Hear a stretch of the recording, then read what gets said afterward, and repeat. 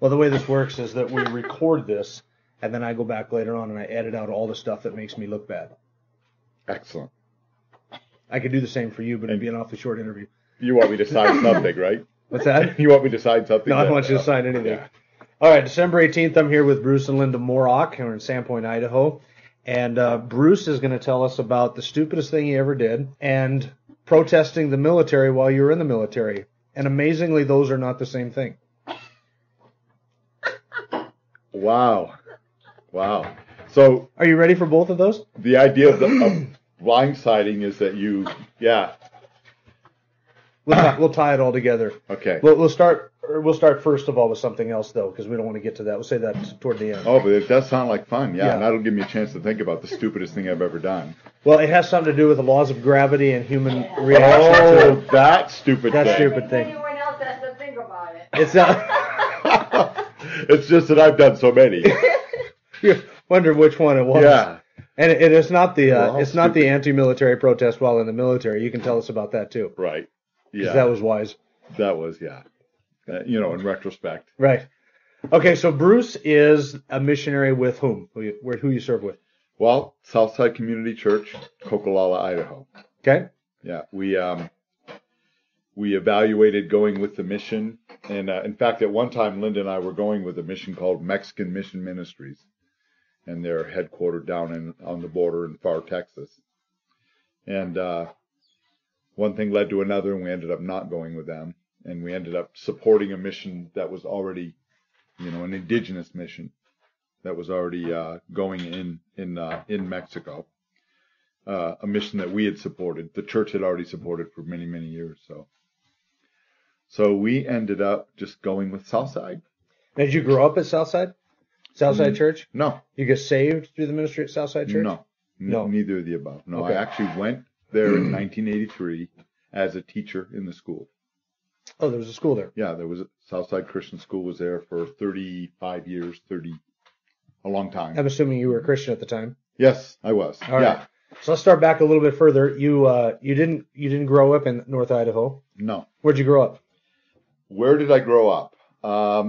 That's a hard question. I'm a military brat, so I grew up everywhere. But I went to high school. I am a New Englander by birth, even though I left shortly after I was born. And then I was gone from the time I was 12 months old until the time I was 13 years old. And then we came back to New England. My dad actually retired in 1966. And we moved back up to New England. How did you get in Idaho? Well, I got in Idaho because I was stationed when I was in the Air Force myself at Fairchild Air Force Base.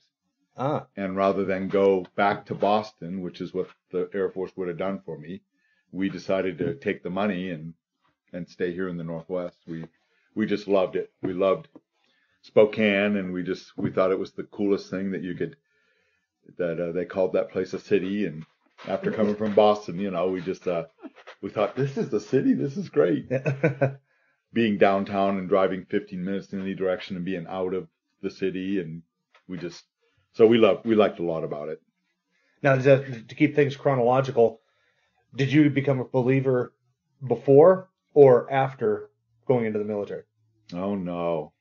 Now, you said chronological, but you meant theological. I don't know. Well, tell me the difference. In 1974, September of 1974, I read a book. Came home from a party. I was a doper, drug, alcohol, immorality, and so on and so forth. And I came home, and actually a cousin of Lynda's was constantly leaving books around, which I was constantly throwing away. But that night, I don't remember the exact date, but it was September of 1974, I sat down and read the book entitled Dear Dad, This is to Announce My Death. And do you remember the author? Rick Cast, a guy from Seattle. And here I was in Massachusetts. So, and it was the story of my life. Good Time Charlie, rock and roll, alcohol, immorality, emptiness. And by the end of that book, which was probably 120 pages or so, it just delved in and exposed me for what I really was, and then gave a solution, which was Jesus Christ. So I prayed the prayer at the end of the book. You know that terminology, Yep, right? prayed the prayer. Became a believer? I believe that I became a believer at that point, albeit I spent the next 2 years in an incubator. I call those my incubator years, 74 to 76, because the book didn't tell me what else to do. It didn't tell me to go get fellowship or start reading the Bible. Go to a church. Anything like that. So we continued fumbling around. Lynda was considered herself to be a believer, a follower of Jesus. Maybe not a Christian yet, but it was actually her life that was impressing me.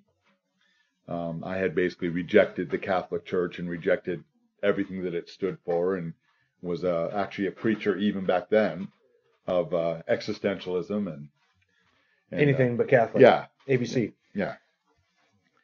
So that happened in September, and in November I went into the Air Force and started carrying a New Testament in my back pocket. These are what I thought were good things. I'd like to say that my life was all cleaned up from that point on, but those 2 years were probably some of the worst years of my life. And it didn't get better once you became a Christian. It didn't. It actually got worse, but it was no longer fun. You know, my drugs and my alcohol and those kinds of things, they weren't fun anymore. They were, probably addictions. Well, the change of affections, evidence that you became a believer. Yes. Yeah, I was changing, and I saw I can go back and look at instances where God was involved in my life, and I was like, this is really weird, but so Lynda and I really struggled those 2 years too, because we married in 74, and here I was, this quote unquote Christian just like her, but I was still involved with drugs and alcohol, and so we struggled. God protected us during those years. And then you got stationed out in Fairchild. Right. I was at Fairchild just 14 months, and then I got out of the Air Force. I got out of the Air Force because for a couple of reasons, but ultimately, in order to guard honorable discharge, I was an airman unable to adjust to military life. So that was their way of. Is that where the anti-military protest comes in? Yeah, that's the problem. My heart wasn't into it, and I actually went in as a sort of not a pacifist, but not a conscientious objector. Not a conscientious objector, but I had been a draft dodger. So when I went to sign up for the Air Force, they were shocked that I walked in there without a draft card, and of course this was back at the end of Vietnam. So anyway, to make a long story short, I got my draft card. I enlisted in the Air Force, and basically 2 years later I was out. So, but I was out in terms of the Air Force honorably, although I look back at it and it wasn't all that honorable. But you were a young believer. I was a young believer, and then we immediately sold our stuff and moved out of the city, and we were going to go back to the land. Well, back to the land was northern Idaho. We had worked in a community co-op down there, and we'd met people from northern Idaho, and they were totally cool, right? So we thought, man, we're going to go up and be totally cool like them. Yeah, that's how we all see ourselves. Yeah. Yeah. So but before you got back to Idaho, then you got, tell us about the anti-war, your little stint with the anti-war movement. Well, yeah, I just, these were back in the days when I wasn't thinking much. And we ended up marching on Fairchild Air Force Base against the B-1 bomber. And little did I know that it made the paper and my picture was in it. And my bosses saw it. And so the next day I got called in, and I ended up getting sent to the chaplain, who was a colonel. And you know who he was? He was Tim Lance's dad. Anyway, Tim Lance was a roommate of mine for a while. We ended up moving into his house. But anyway, so I got in trouble. You got in trouble. Yeah. The Air Force doesn't look kindly on people in the Air Force protesting the Air Force. Right. Yeah. And the airplanes. Yeah. And they probably didn't look kindly on our lifestyle at all, but yeah, you have a picture, or is it an old driver's license that you carry around with you that hardly even looks like you, with the long hair and the braids and the. And that's back. 19s. That's back when we were still in Boston. I was actually a cab driver, and that's actually the picture off my Hackney license. Oh. So, and I don't carry it with me anymore because I have a new improved wallet. But. So honorably discharged from the Air Force. Yeah, which allowed me, the VA benefits, and we ended up buying a house using the GI Bill and went to school on the GI Bill. And so before we get to your time in North Idaho, how did you guys meet? Oh. That was before the Air Force. Yep. Yeah. I'm going back in time. Yeah, but you can, later on, you can. Oh, I'll switch this all around so it's all chronological. And I added out all your bad theology, too. Yeah, good. Excellent. So, like the incubator thing. Yeah. 2 years of, yeah. I don't know how else to explain it. I read John MacArthur books and I go, well, I don't know how to explain what happened that night, because there was definitely a transaction of some sort in terms of forgiveness, which is the main thing that I was just carrying. Yeah. Guilt and and there was a tremendous freedom. Now it may have just been an emotional thing, and I started reading the book about 2 a.m. and finished around 5 a.m.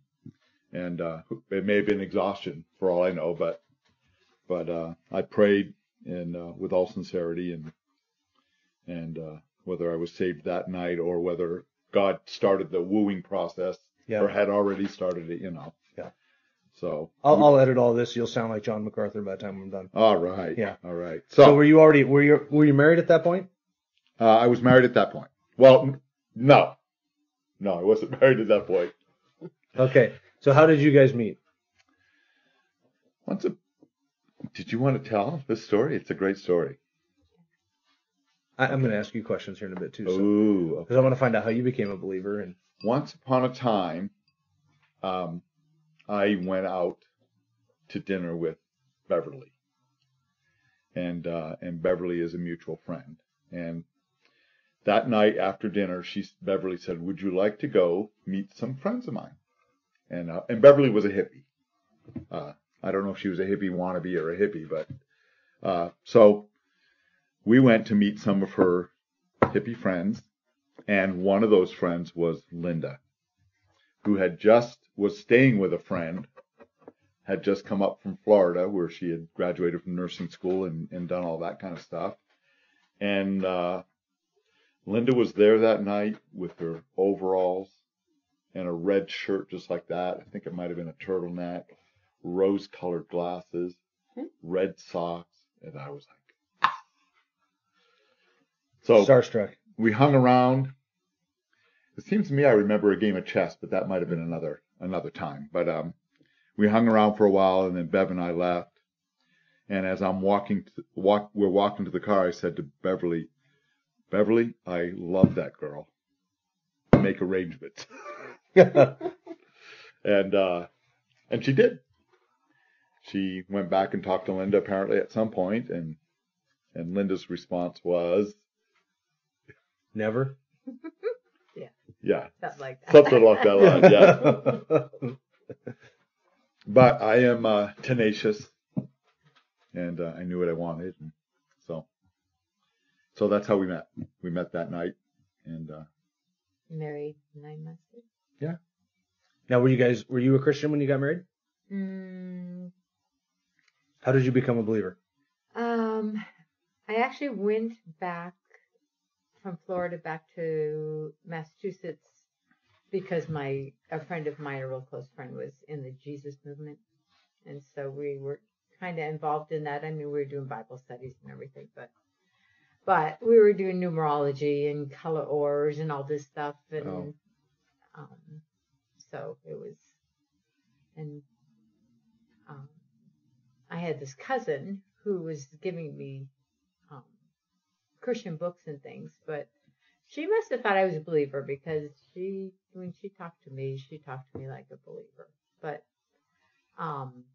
after we had moved out here and after we had moved to Idaho, to Sandpoint, and we were living in a tent out in Samoan, and a family from California came and camped next to us. And at one point, the woman said, are you believers in the Lord Jesus Christ? And I said, well, I am, but I don't know about my husband. And so they ended up inviting us to go visit a couple that were running the airport at the time, Chuck and Torchy Courier. And Bruce, we went, and then the next day, this couple that was camping next to us left and went back to California. And Bruce said, I have got to go talk to these people again.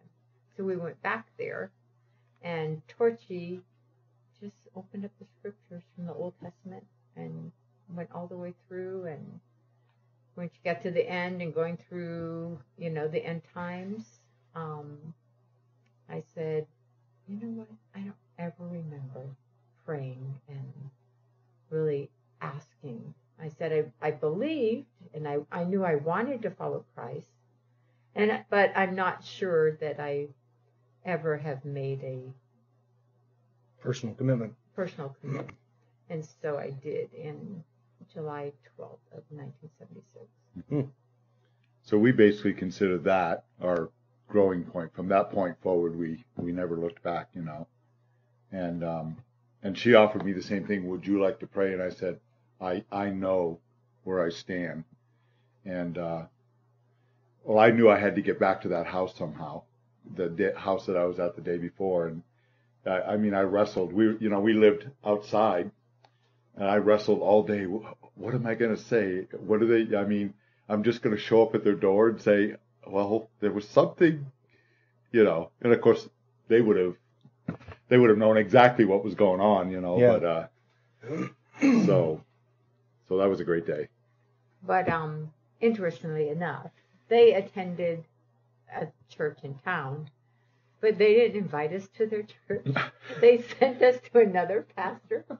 They said, oh, you need to go to church. Sunday mornings, if you go to this address, they have a bus and it will take you to a church.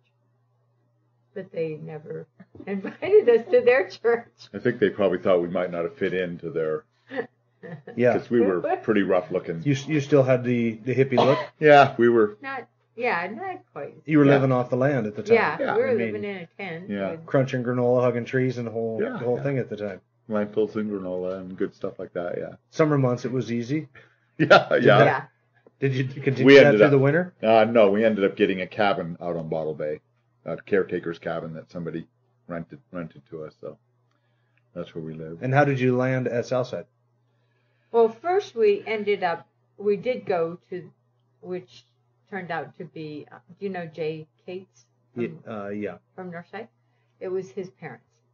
Oh, okay. And Buford was the pastor at Laclede. And so we would meet at their house and take the bus out.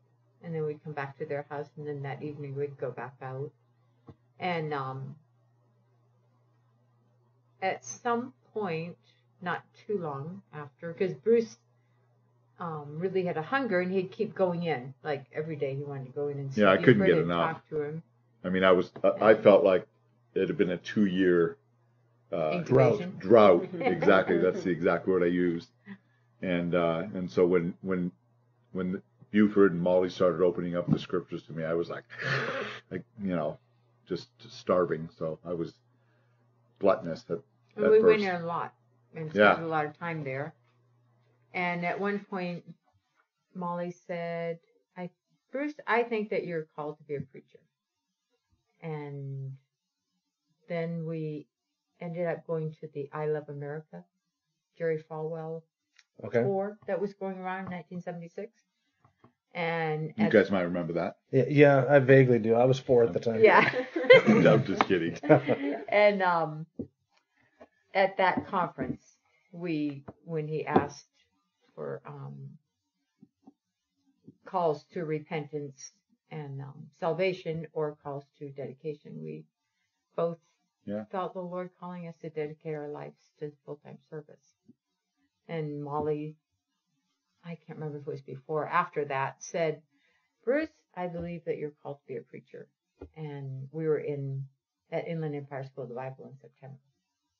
Wow, so this is three years after you get saved? Well, from 74 and in 76, September of 76, I started in Bible college. Wow. 2 years, basically. Okay. But 2 years. really just Couple 3 of months, yeah. a couple months From July. after making the real commitment. And I was young. I made a lot of dumb mistakes, and they were extremely gracious with me there, But So when did you eventually cut your hair? well, I don't think my hair was all that. Well, I know exactly when I cut it. Yeah, Vern Hawkins. Did I ever told you that story? No. Yeah. Well, he used to have the barber shop on, is that Main Street where Truby's is? He used to have a barber shop right there, and he lived on Lignite on the Bottle Bay Road, and he used to just glare at me. He truly did not like me, and so I'd drive When he saw by, you on Bottle Bay? when he saw me driving and saw my hair and all that kind of stuff. So I had a crisis in my life where I ended up going in to Buford one night when I had read 1 Corinthians, talking about does not even nature itself teach you that it's unnatural or whatever to have long hair. And I was like, what? I think the word might have been custom or it might have been nature. I don't remember what my version said, but, and I was like, oh no, this is terrible, and I actually, there was no phone out there. And of course this predates cell phones. So I actually got in the car and drove all the way around the lake and went to his house and, what does this mean, and he sat down and talked to me and I said, but look around you. Everybody has long hair. I said, there's nothing unnatural about it at all. And he says, well, I'll give you that, but what if your long hair causes one person to stumble? And at that time, I just, whatever Jesus wanted, it didn't matter, If he'd have said, you need to hack off your fingers, I would have done it for him. So I was like, oh yeah, that's right, And of course, there were a lot of old people in the church and stuff like that, and I could picture that being offensive to them, Mm-hmm. So the very next day, I went to Vern Hawkins, and I went and sat in there, and he had a guy in the chair. When I got up into the chair, I just said, go crazy, just like that, and he did. He came out with like a military buzz. Yeah, he buzzed me down and left me about that much hair, so. But he felt great, I felt great, and so I had a nice short haircut. So when did you went to Inland Empire School of the Bible for a year, 2 years? Well, I ended up going from 76 to 82. I crammed 4 years into 6. Wow. So I went to school with guys with that kind of discipline. Yeah. Well, this was because you had a family. Yeah, I had I had to work. The times I only got to go to night school or. And were you living in Spokane at the time or here? Yeah, Bottle Bay here? We moved back to Spokane. Okay. For those 6 years. Mm-hmm. Then how did you... Part of it, we were living in south of Spokane. Yeah. In Malden. Yeah, we actually bought a house down in south of Spokane. How did you get called to the mission field then? Oh, before we go into that, you have how many kids? Talk about your kids and grandkids for just a second. 2 kids. And they have names? Right, Lynda? Yeah. And they have names? They do, yeah. In fact, one of them, our son, was going to be Seaton Ashley, and I saved his life, and he owes me a lot for that. The name was going to be what? Seaton Ashley. Seaton. How do you spell that? Of the sea, Seaton. Yeah. Seaton. Yeah. Seaton Ashley. Yeah. Aren't you glad that? anyway. If he was born a girl, or if he was born a No, he? that was going to be his boy name. That was the boy name you chose. Yeah, Okay. So anyway, so at that time, the whole hippie influence was still really thick in your minds. Yes, yeah. And so, but he is Dalton Elias. That's the number one son's name. And where does he live? He lives in Wasilla, Alaska. And he's married? He's married, has 5 children, and 3 of which are teenagers. And what does he do in Wasilla? He's a youth pastor. Okay. Yeah, Sarah Palin's old church? Nope. No, he's not. He's not in a Sarah Palin's church, but he lives across the lake from Sarah Palin. So, and anyway, he loves it up there, and God is really blessing the ministry, and kids are coming to Christ and getting dedicated, and really desiring to go all out for Jesus, and he's not only in his own church, but in a youth network that they have up there with a number of churches, and then your second child? Number 2 child is Micaiah Ruth, and she lives in Kansas with her husband and 5 children also. And 10 grandchildren. Yeah. So, pretty good return on our investment. Yeah. So if we have 10, you guys are in for a treat. Yeah.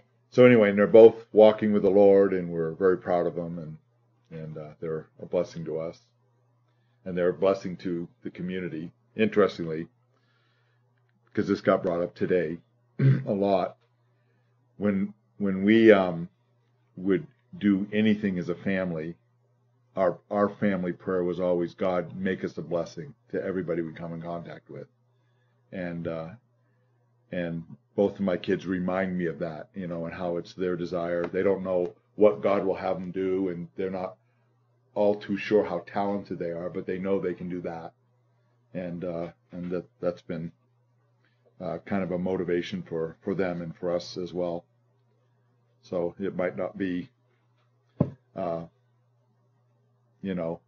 tremendous work, Mm-hmm.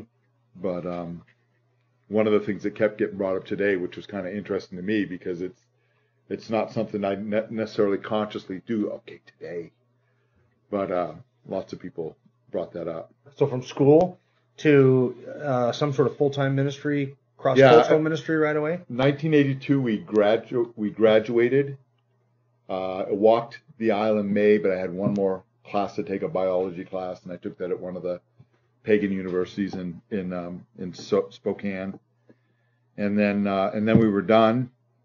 We actually went and picked apples up in the Wenatchee Valley. Us and hundreds of Mexicans. Mm-hmm. It was fun, and our kids loved it. We were out in the orchards, and they'd come running to me. Of course, Lynda and I were working in the trees, and they were just running around. And he said this. What should I say? So I'd tell them what to say, and they'd go back and tell them what I told them to say, and then they'd come back, and I'd say, well, what did he say? That kind of a thing, and so they kind of remember it. But it gave them some interesting exposure, which later on kind of came in handy. So you were exposed to migrant workers? Yeah. And then you eventually got into cross-cultural full-time ministry. Yeah. That 1982 we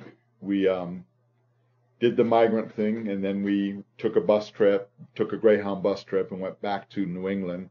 Yeah, we actually did it. Worked the apples so that we could earn money to go back to New England. See our we actually had a chart on the wall that had a bus leaving Spokane and going to New Hampshire and back, and we charted it. Going along. We're in Minneapolis, woohoo! That kind of stuff. So and then I was basically unemployed. After we got back from New England, which was probably the beginning of the year, January. That winter, I'm not sure what I did. I think I did some indoor work. Maybe I worked at the Grange. I don't remember what I did down there. For Trimont. Then I worked for Trimont. Yeah.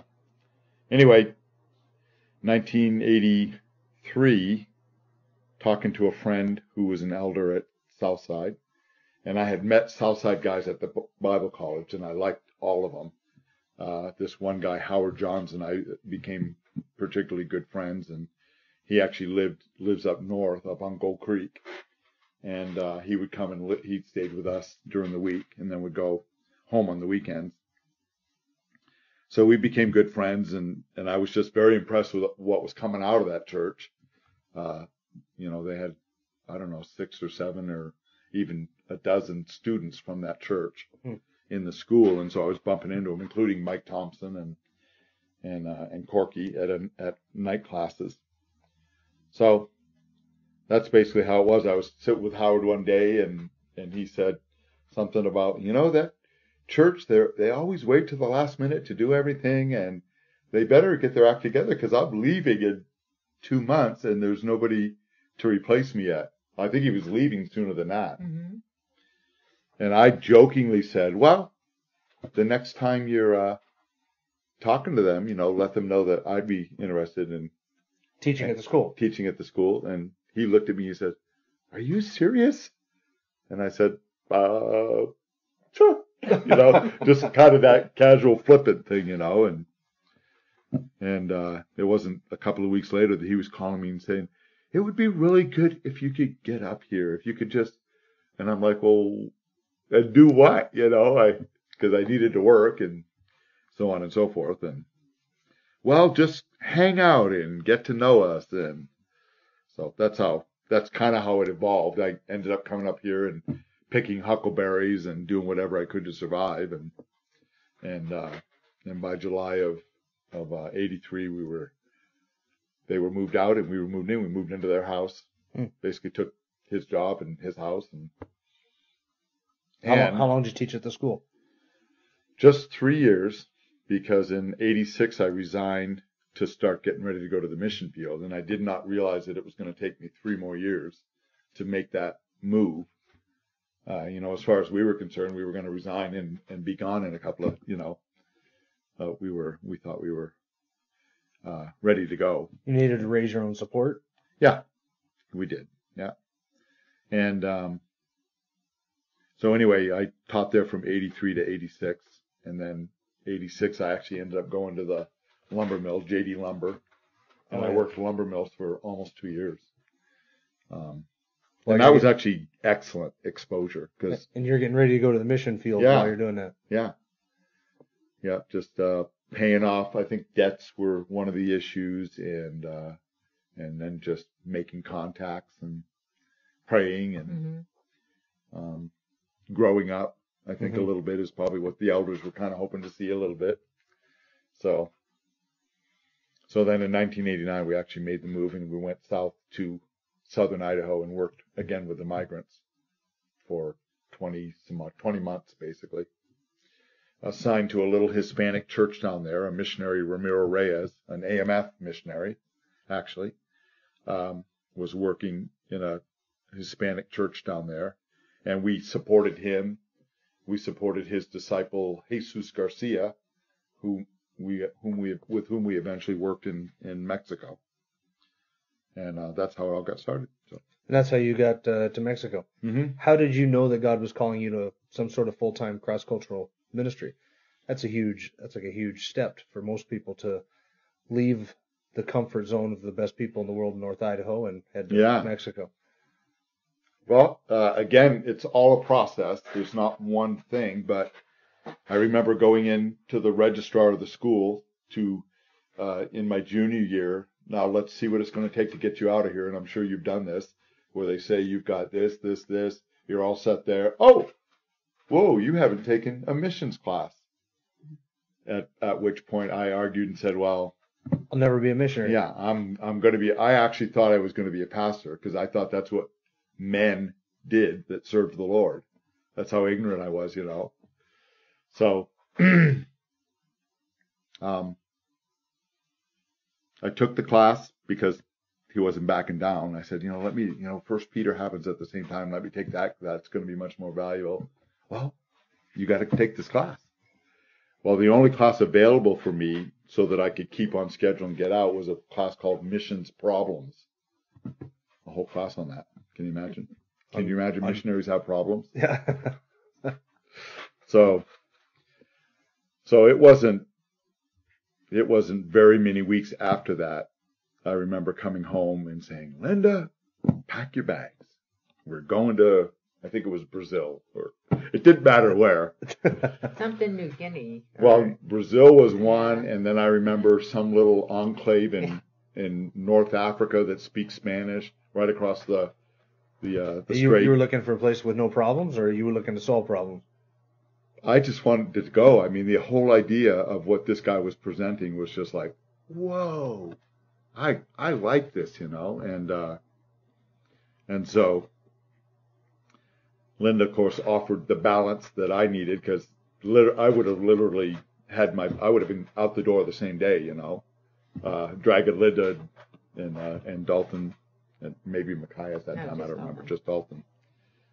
But anyway, so that was kind of even thinking about missions, because it's always brought up, but this idea that these are real people who have real problems, and this is what they do, and just the nature of the missionary. Why is there conflict among missionaries? Well, look at the kind of people they are. They're independent, they're motivated, they're strong-willed usually. Of course they're going to bump heads, And so there was just lots of stuff like that gave me cause to ponder. And then where did you end up going in Mexico? Well, first, one thing that's interesting is that when we were at Southside, whenever missionaries would come through, we would always have them over, and we'd talk to them and we'd ask them, questions. And, yeah, we wanted our kids to meet him. We wanted, And we were involved in a couple of missionary prayer meetings. One missionary who had been in China, she'd come around once a month, and we'd go to her meetings. She was with OMF. And then we had this one missionary who came was from OMF and was interested in us going to Japan to a school there. And but then they said that we weren't going to be at the school. No, it wasn't a school. We were going to be in Japan, but our kids would have to go away to an MK school. And we said, we believe that God's calling us and called us to be a family, and we believe that he's called us to homeschool our children. We're not going to send them away so that we can work. And then we had another missionary come from CAM, Central American Missions, and he asked us, he said, well, what if you went and worked at a missionary school? And he wanted us to go to this school in Puebla, Mexico. In Mexico, yeah. And we said, no. Bruce said, no, we don't want to go to Mexico, and we don't want to work in an MK school. I didn't honestly think real missionaries went to Mexico. Honestly, I thought, that's like the country next door, It's like being a missionary to Canada. Yeah.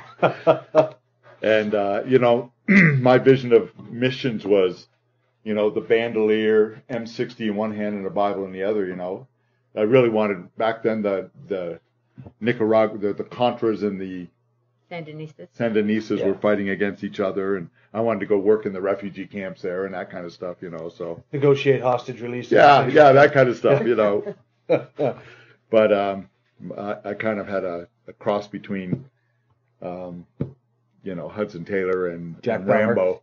Or Jack Bauer, yeah. Anyway, Lynda brings that up because it's interesting that we basically said thank you. I think we went through the whole application process with CAM International, and then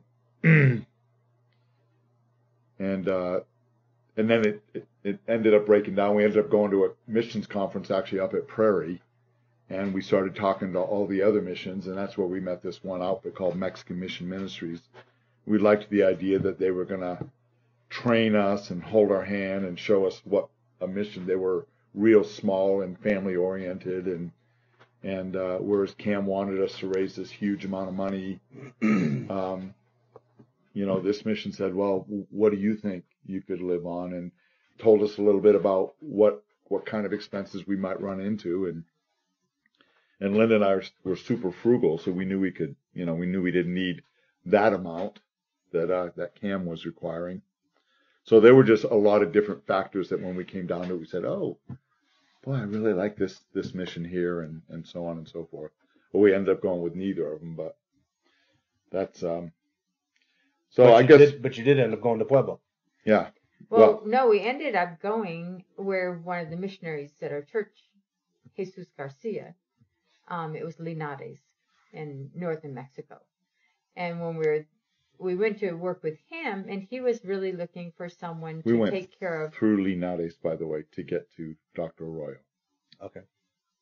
The big city at the bottom of the mountain, if you remember that. We stopped at a gas station there. And the Soriana, I think. Oh, yeah?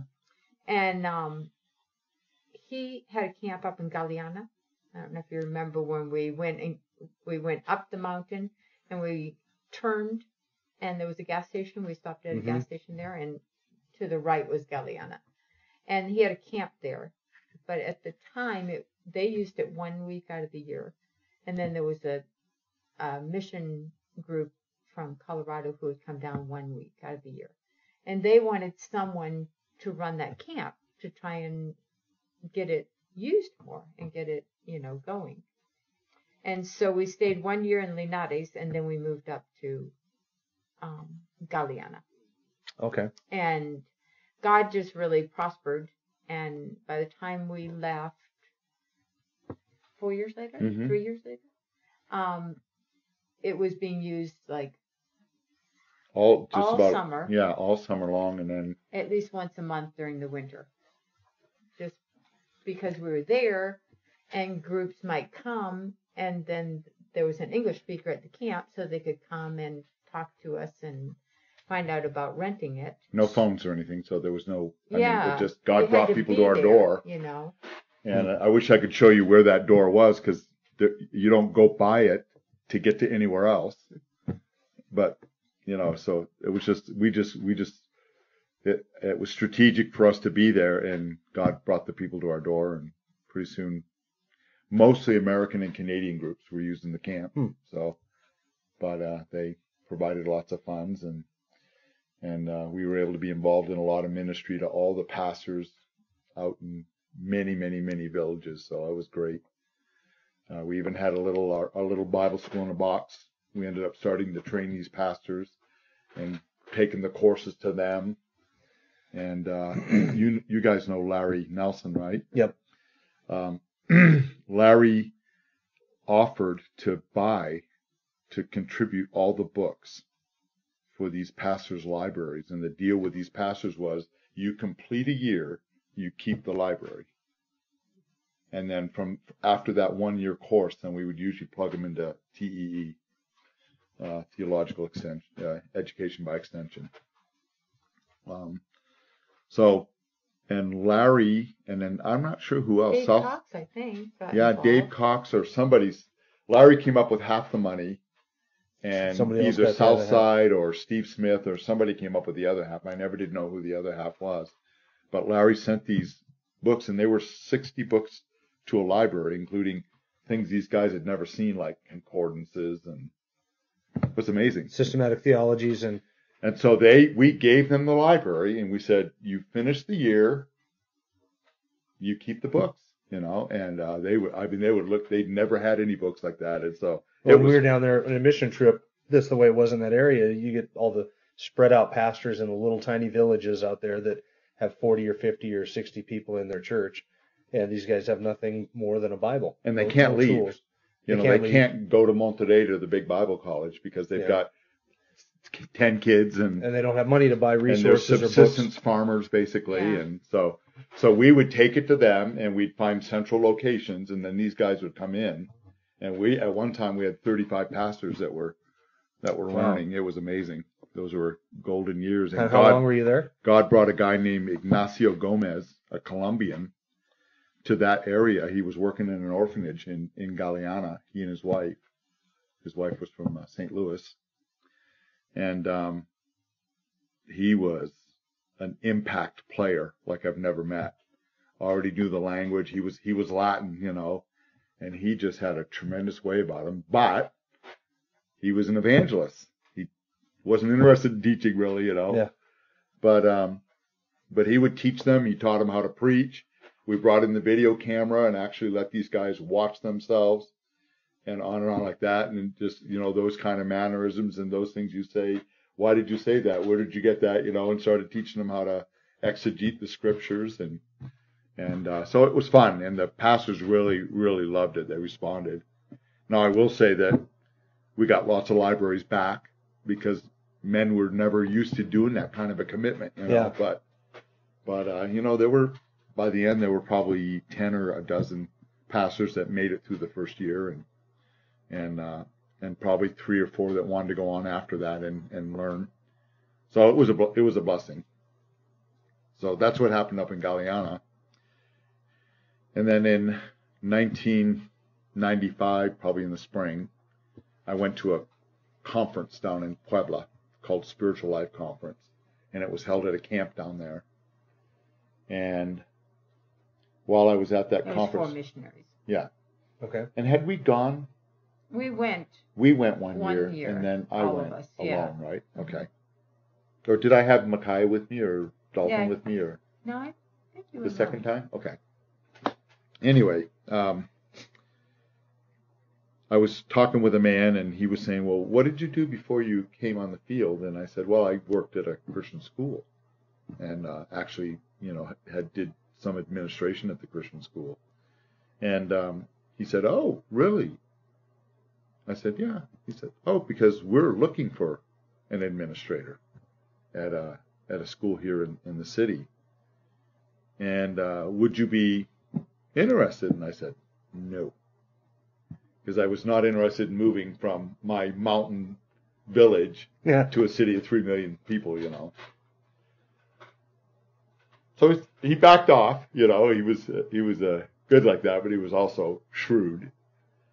And in the end, he offered to take me back to the bus, provide transportation from where this camp was kind of on the outskirts of the city. And he said, hey, we're a couple of hours early before the bus leaves. Would you mind stopping in to see the school?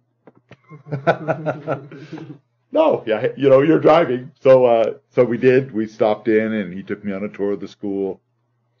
And then we got back in the car, and he says, would you be willing to pray about it?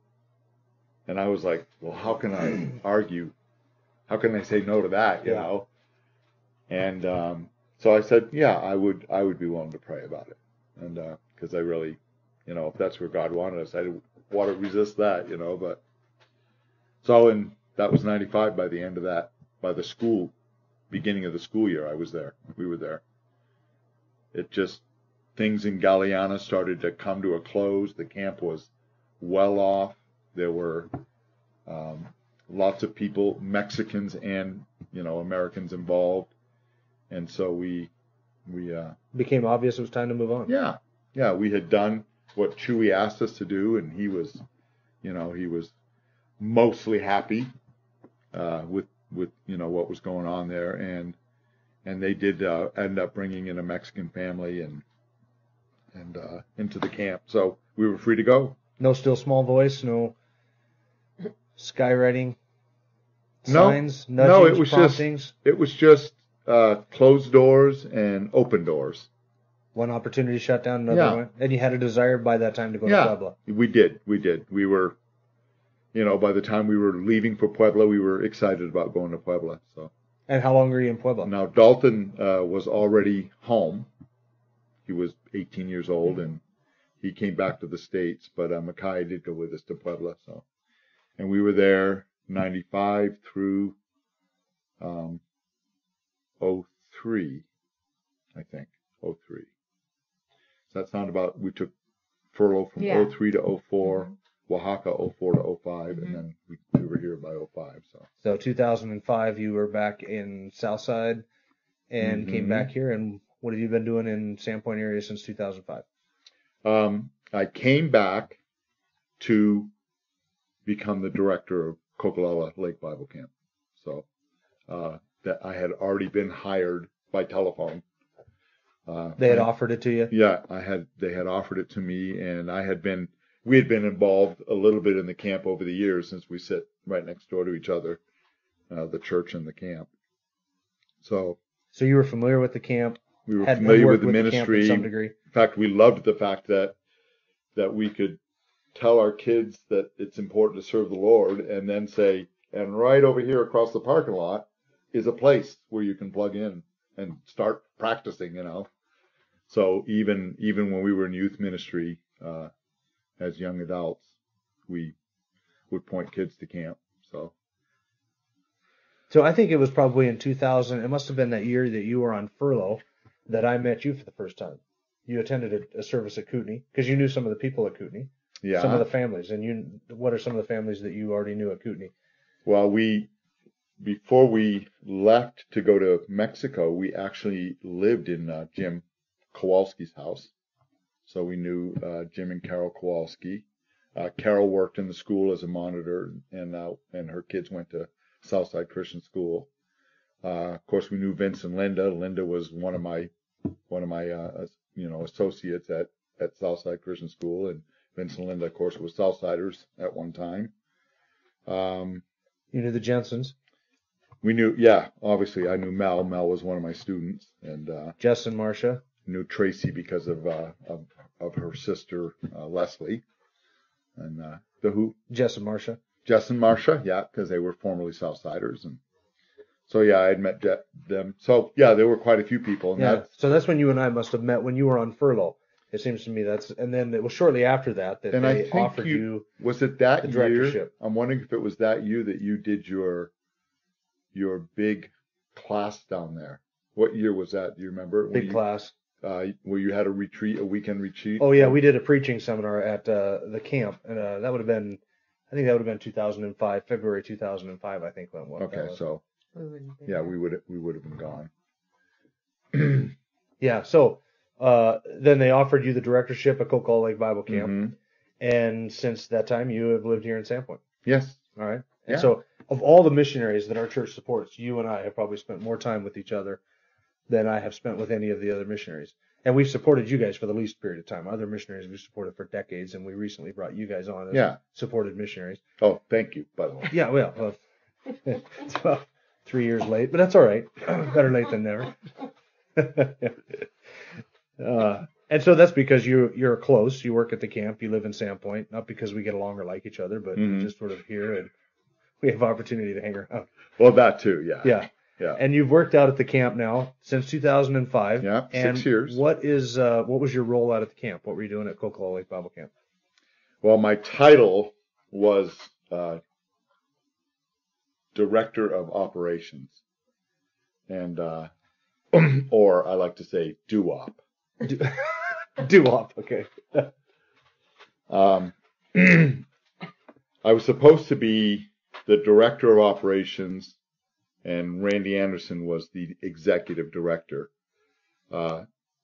What happened with Randy is he, because of health reasons, had to basically pull out.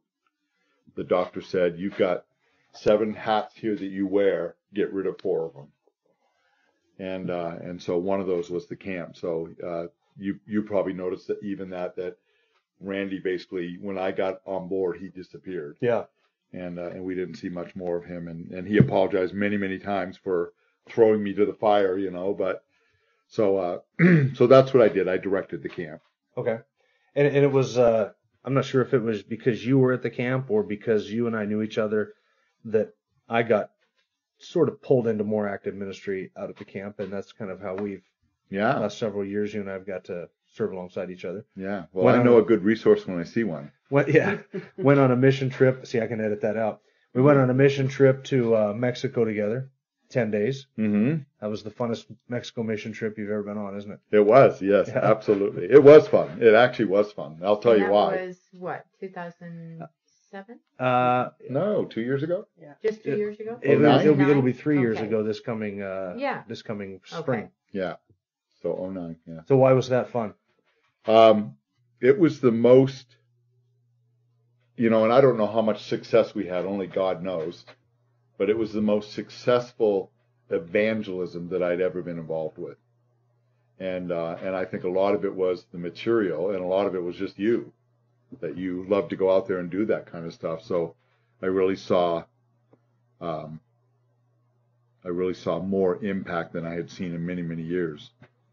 And in terms of just about everybody we talked to, most everybody had, was engaged and listened, and they heard the message. And so you probably already knew that you were gifted in that, and you can edit that out too. Yeah, I will. Yeah. So it wasn't just the material, which is the first time I'd ever used that material. Yeah. The way of the master stuff. But just the way we did it, that was fun. Yeah. I enjoyed it. And now, you guys, as we're sitting here in your living room, you're getting packed up and ready to head where? Mm-hmm. We are headed back to Puebla. The place that we said no to at the beginning. The place you said no to at the beginning. You spent a number of years there, now you're heading back. What was funny is I don't think we realized, it kind of hit us in an epiphany one time. I think this is the school that Don Hamilton was originally trying to get us to go to all those years before. And I don't know if Lynda said it or if I said it or one of us, and all of a sudden it hit us. Wasn't it Puebla?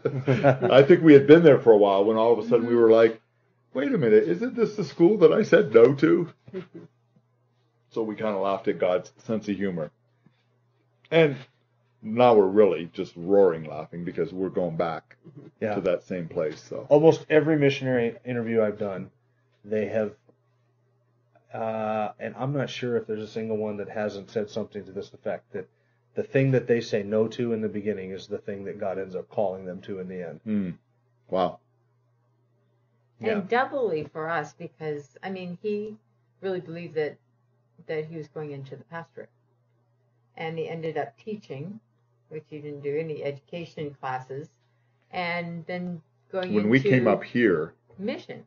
There was no organized homeschooling. And we had just come off of working with Raymond Moore. You know who Dr. Raymond Moore is? I've heard that name, yeah. Yeah. Well, back in our days, he was the guru of the idea of better late than early. That was his whole thesis, that we had been involved in numerous conferences on homeschooling in Spokane, and now we were being called up here. So we immediately started organizing homeschooling up here, So the first homeschool groups up here were started at Southside, and at that time, by the first year that I was at Southside Christian School, Southside had 45 kids, homeschool kids, and the school was almost 100 kids. Wow! So there were just a lot of kids back then, and my point being is that it's interesting that I didn't really prepare for education except for the one class that it was required. But it ends up. And that ends up where God put you. Yeah, it ends up being my career field, I guess. So, but you do preaching and you teach and teach Sunday school. Yeah, I love to do. So those are that's all training that hasn't gone to waste. Yeah, I don't believe any of it's gone to waste. The foundation that I have in the Scriptures is what I've built everything, whatever the ministry is on. The Word of God and His faithfulness to His own Word and to me, it's all of that. None of it was wasted. So what has been your unique contribution to Coquille Lake Bible Camp in the last 6 years? Go ahead, Lynda.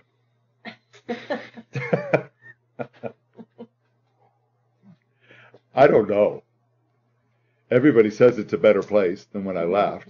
Than when I came. It's a better place than when you left. It's a better place now that I left. Freudian slip there. Yeah, that was a. Everything got better once Bruce left. I don't know. I don't know what my unique. I definitely left an imprint there, but in terms of a contribution. Well, for one thing, there wasn't an on-site director. There never had been one. Yeah. So. Basically Lynda Nelson ran things except during the summer. She ran the office and everything else, and they came up once a month or something to pay bills. And so it's just like the Campamento Peniel in Galeana. that once there was an on-site director, then God just, opened things up, and it just seemed to open things up, and it just seems to be the same thing at Kokolala, that The camp is busier now. yeah, It's more active. It's more used. Yeah. There's more going on. We built a lot of things. There seemed to be an austerity program in place before I got there, and I just thought, well, why have all this reserve when this needs to be done, and so things like that were, and I admit that, not being a financial type of guy, I took the camp to the edge a few times, but God always provided, and these were, we weren't frivolous, so I'm not sure. I hope I left it a better place. Yeah. If nothing else, enthusiasm and vision. What they're doing there. Not that it wasn't there before, but with the staff. Well, you have added some theological direction to the camp that Right. it didn't necessarily have before you got there. Right. And I know this because I got saved at the camp. I've been somewhat involved with the camp and knowledgeable of the camp before I ever met you. But then much more so since you have been there directing it. That's true. Because you and I are much on the same theological page, almost entirely on the same theological page. Your approach to evangelism, your approach to discipleship, your approach to gospel proclamation is I'm much more comfortable with that than I was with where the camp was at. That's true. Even a decade ago. Yeah. So you've added a theological anchor, as it were, to the camp environment, where the emphasis is not on numbers and decisions and asking Jesus into your heart and getting rededications and the emotional appeals of evangelism, the altar calls and stuff like that. It is more gravitated toward a faithful, clear communication of the gospel, and then let's leave the results with God. That's why I keep bringing you on board. You just needed me to answer that question for you. Yeah, you enunciate that better than anybody that I've heard. That whole gospel thing that I want the staff to hear, every staff training, and stuff like that. So you're right. Yeah. But that's your contribution, not mine. Well, no. I do some of the training. I just recognized that I liked what you were saying, and I wanted everybody to hear it. So, but that would not have been possible without the same theology at the helm guiding the ship, as it were, and being willing to say, this is where we're steering the ministry of the camp, and we want to get away from this. We want to get back to. And I think it's gonna stay in that direction. I have because lo and behold, Robert McDowell loves it. And there's still some tweaking to do, but and as long as you keep involved, it'll happen. Yeah, right. Yeah. Well, you got other guys. You got other good guys that are there involved. Dan Nickerson, Tim Carr, Robert McDowell. These are all guys that can be trusted to keep the ship Steve straight. Massey. Yeah. There's some good men there. Some good guys. So now, what are some ways that we can pray for you in the next several months or years? Specific prayer requests. Well, for right now, this whole moving thing. Packing up, getting ready to move. The packing the up, transition. and moving, the transition. I guess it's the one thing we've never done is reduce everything down to a few suitcases when you're leaving. And I realize that the house is furnished, but it's just the process here. We're starting to throw everything that we want to take from here, but and then there's just the getting the process done. We've moved lots of times, but and funding, if people want to support your ministry, there's always room to get a pay raise. We'll always graciously accept support, even if you wait 3 years. And that support goes through Southside Community Church, and we get 100% of it. Isn't that something? Because none of it goes to overhead. Right. Yeah. So, and then you can pray for me during this move because she's hurting. My hip is giving me a real problem. So. Yeah. And his back, it's really bad. Yeah. Thank God for vitamin I, ibuprofen. and then just the transition down there, the staff had to make the adjustment for the guy that covered for me last semester, and now they've got one more to make. And that has been the problem over the last 4 or 5 years is leadership keeps changing. Oh. And they've said we need somebody here that's going to be here a while. And So are you there for the long term? Yeah. Are there for a few years? We're there until God says. God moves you on. Yeah. What do you see as the future for Bruce and Lynda Morock when you retire? Retire. Well, Share what you shared with me earlier. Okay. Station wagon? Huh? Station wagon and the retirement plan.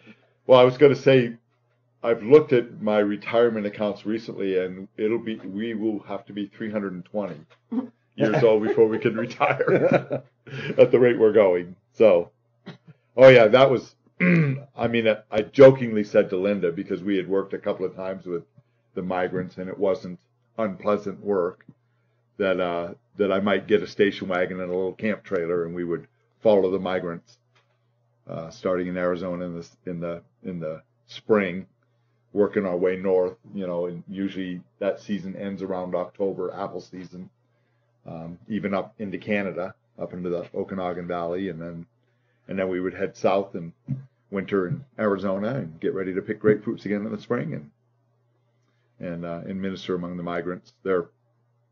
But until God opens a door for that, you're just going to go to Pueblo. Yeah, we're gonna be there for 4 years, then we'll reevaluate. We'll just look at where we are in our life, and we're not kids anymore, so we have to look at those kinds of things too. But as long as God grants us health, we'll serve somewhere. Yeah. So now the part we've all been waiting for. What is the dumbest thing you've ever done? Wow. Tell us the story in all its beautiful detail. Okay, yeah. Well, here I am running my teeth along my mouth, huh? Well, one night, How old were you? old enough to know better. I wish I could say I was like 10 or 8, but then you could say, oh, Yeah. wow, that explains it. I have a 10-year-old. I have an 8-year-old. Yeah. I was probably 15 or 16, or I hope I wasn't any older than that. I was in high school, probably a sophomore or junior in high school. And I was sitting home one night reading a Sports Illustrated magazine. Can you believe they had Sports Illustrated back then? Yeah. It was on papyri. Yeah. And there was a story there, and this is all part of the story. Okay. There was a story there about this lineman whose name was Tim Rossovich, played for the Philadelphia Eagles, and he was nuts. Just a man after my own heart, And it told a lot of the insane, crazy things that he did. One time he was going to race somebody, so he drank a quart of motor oil. Just all sorts of crazy things like that. The guy was a daredevil and basically was an idiot. While I'm reading that article, getting towards the end of it, my friends come over and say, hey, let's go out. I said, great. So I am hyped. This guy, I think, Is your idol. this guy is great,